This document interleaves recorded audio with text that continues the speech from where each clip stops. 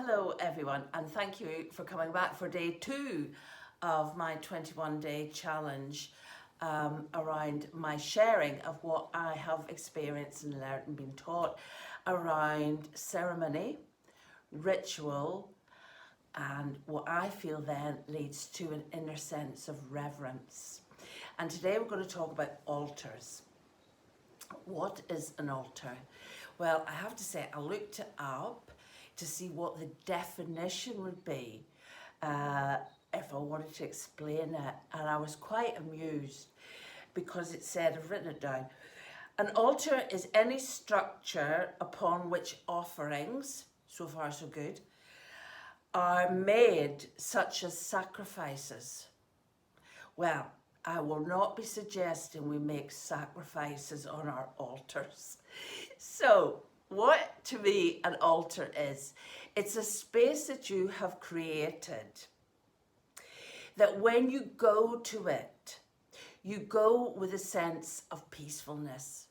It's a little space or a big space, indoors or outdoors, that brings a sense of quiet, reflection, connection, inspiration, or perhaps you go to offer a prayer.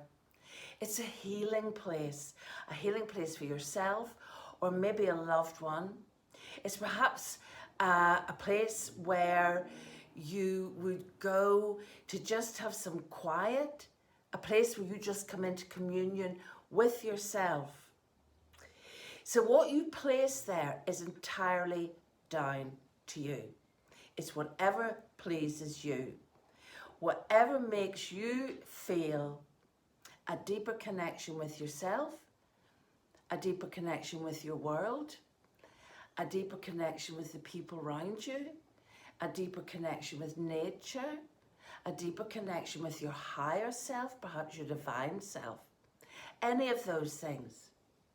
And if none of that resonates, then just a place of quiet, silent contemplation. All right, so what do we put on an altar? Well, I want to start by saying that however simple you want to make it is down to you. I'm going to tell you a little bit about a couple of the altars that I do have in my house. I've got a few. This one I consider behind me, and really that is just a shelf that I have placed items on that to me are quite sacred, and that when I look at that, it brings me into a sort of alignment with my higher self. I take a moment when I look at that because there's something quite special for me about it.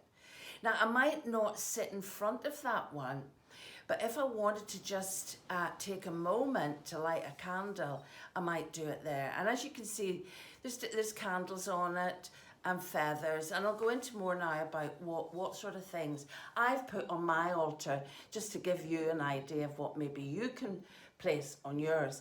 Now, the one main altar that I have in my house that I learned through the Pachacuti Mesa tradition with Don Oscar, who I mentioned yesterday, is called a mesa.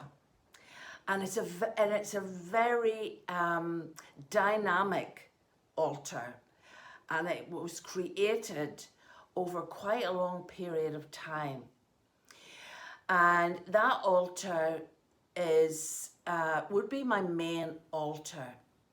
So, just to tell you a little bit about it, with that altar, and it's really good to get an idea of where your what's it called? It begins with a C and I've forgotten it. Anyway, it doesn't matter. Where your north, south, east and west are. Now, you don't have to do this, but I'm telling you this now, if you do want to do it. So, like, I have a Celtic altar and I have this mesa. And there are very specific things that go in those directions. So in the mesa, in the south, is Pachamama. That's where the earth is. That is where Mother Earth is. So in that area, I would put stones. Now, in my Celtic tradition, The north is earth, and that's where I would place my stones. Now, anything that for you that is stone-like for you, it could be crystals, it could be stones, anything that represents earth for you, place in that direction. In the west of the mesa is Mama Kea, the moon, water. So I would put shells, I might put water there. In the Celtic tradition, the water is in the west as well. Then we go to the north, and in the north, in the mesa, is Wiracocha. Wiracocha is spirit, great spirit. And in that area, we go feathers. And as I said earlier, in the north, in the Celtic tradition, is earth. So then we come round to the east. In the Mesa, it's Inti Taita, the sun, fire. And in the east, in the Celtic tradition, it's air. And in the south, in the Celtic tradition, it's fire. In the centre of the Mesa, it is Kiwichi, the Rainbow Bridge. And that is like where I would stand. In the Celtic tradition, it is ether, and that would be the place of spirit. Now, I don't want to complicate you. I'm just telling you about that. Gives you a little flavour of two of the altars I have in the house. Now, another altar that I have in my kitchen, and I set this up a couple of years ago, is what I call my ancestral altar. And on that altar, I pay homage and remember my ancestors. And for me, that was prompted by my dad's passing a couple of years ago. And I have a picture of him on there. And also my son's father, he passed at the same time. And it's just a way of remembering. I also have a picture of my cat who passed, and I still have some of the dog's ashes. But it is a really, and I have stones and shells and plants, because it's also about remembering the natural world. It's about the animals that came before. It's about all who came before us. And for me, the ancestors are so important, because without them, I wouldn't be here. And therefore I give thanks to them.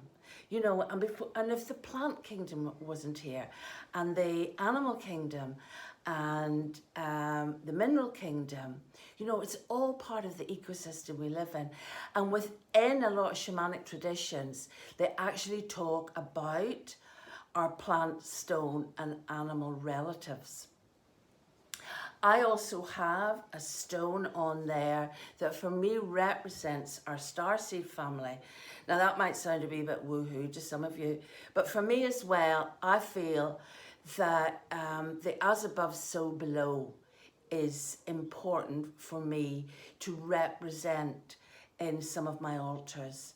And in a lot of indigenous traditions, the stars play a huge role in their culture.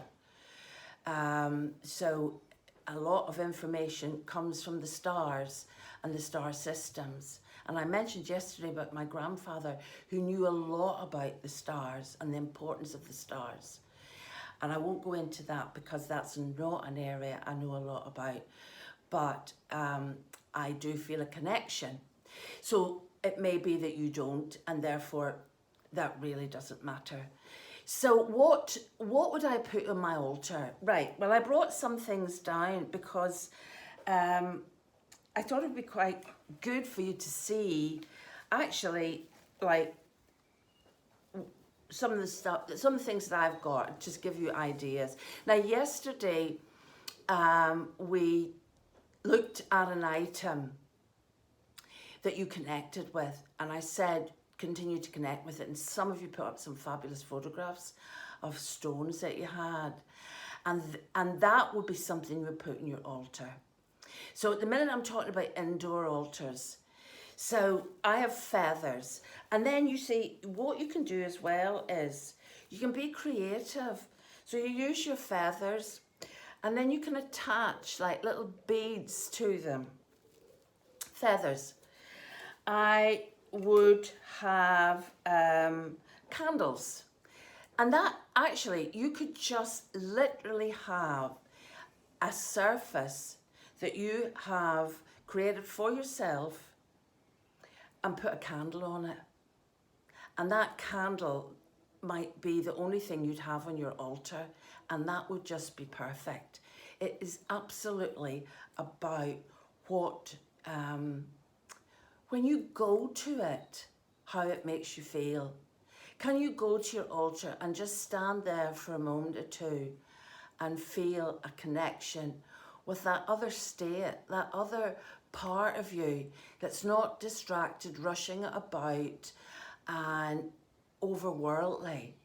So it's that. It's like just taking you in to a space where you feel a certain reverence and a connection to yourself and the outside world.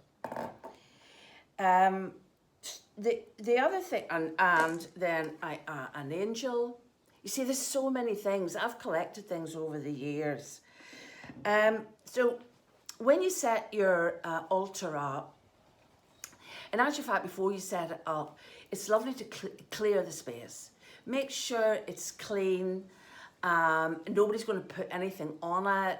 Nothing's going to come in and disturb it. It's your space. And what we often do is we cleanse that space as well.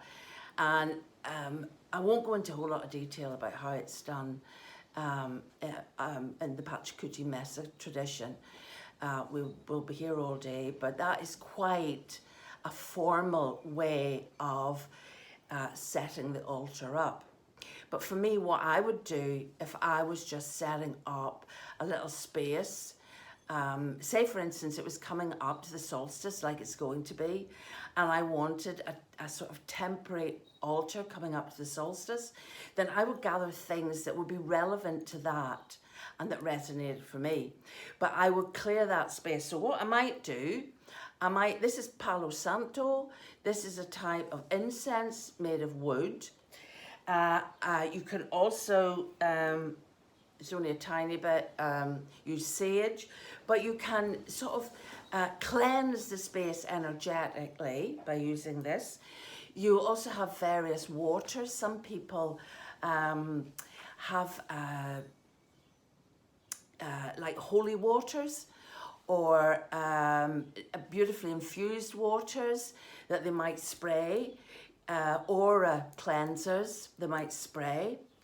But another really great way of doing it is to, where did I put, oh wait, is to use sound. So I have these little bells. And all you have to do is just do that over the space, you know? For me, that's a lovely, delicate sound, which I really like to use. So you can use incense, you can use your voice, you can use whatever you like to just imbue that space with a blessing. Then when you've set your altar up, however you may do that, what I tend to do is feed the altar. It's to cherish it. Now, when you made that connection with the stone yesterday and you fukui'd into it, you blew into it, and you've been holding it, you and the stone now have a kind of magical connection.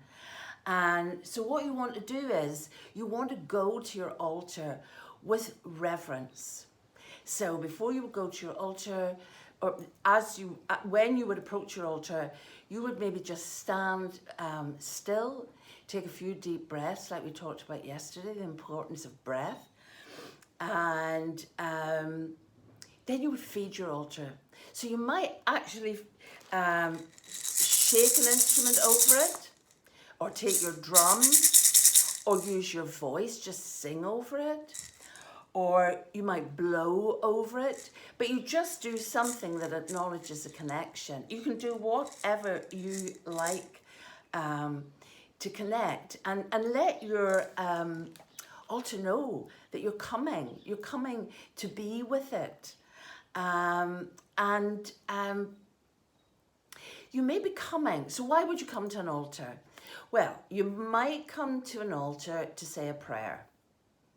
You might come to an altar to ask for healing for somebody. You might come to an altar just to reflect. You might come to a peaceful place where you need you have a question that you require an answer to. Sometimes you can ask your pieces to connect with you and assist you, or you can call in people. You know, call in your ancestors for help and advice. You're just going into this kind of sacred moment of communion with yourself and the natural world. You may go for, what else might you go for? Yes, to remember, to just take that moment, maybe around an anniversary, especially around the anniversary of a loved one who has passed. Just take that moment to remember them. But you could also go as an act of celebration to send joy and well wishes out to somebody. It's a place where you just have that, without repeating myself again, that moment of sacred union. So you can also do it outside. Now, I will tell you more about, I've built what's called an apesheta. It's just like a cairn, a little prayer cairn, which I would feed. And outdoors, I would put flowers on it, I would put seeds on it, I would sprinkle it with holy waters, things like that. And for me, that's like a central point in the garden. And I just love to have an altar in the garden. And again, people put all sorts, like driftwood out there, stones. I've got a piece of pottery in the garden. And another thing is, like, if something that you really cherish is broken, you can create something, particularly outside, with that. I have chimes in the garden. So it's about taking that sacred space and furthering that connection with your outdoor world. And if you don't have an outdoor area, that's absolutely fine. You don't have to do it. I'm just suggesting it in case you are. So I think that's us with regards altars. I'm really grateful to everybody who shared my post, and I'm really grateful to everybody who replied. I love the pictures of the stones. Please continue to share these. I thought this would end up being not as long as yesterday, and indeed it's longer. So if you feel these are too long as well, please let me know, because I can shorten them and adapt them for you. So just remember, your altar is for you. It's what pleases you, brings you happiness, and allows you to come into deeper connection with yourself. Okay? Take care. Bye now.